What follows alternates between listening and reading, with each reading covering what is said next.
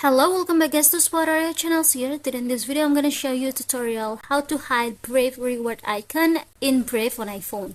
But before it, I hope you guys click subscribe and the bells button to support the channel. And yeah, now without any further ado, let's get started to the video.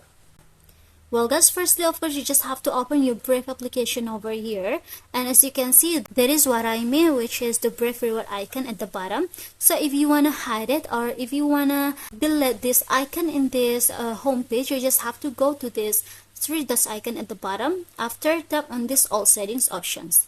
And now in this settings page you just have to scroll it down until you found out the option which is hide Brave reward icon like this. And now you just have to tap on the toggle beside it until it's turned blue. When it's turned blue, which is activate, you just have to tap on the done. And as you can see in this Brave homepage, there will be not served for the Brave reward icon again at the bottom.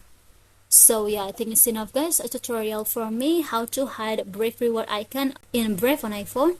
Thank you for watching this video. Don't forget to leave your like and comments below, and I'll see you soon on the next one. Goodbye.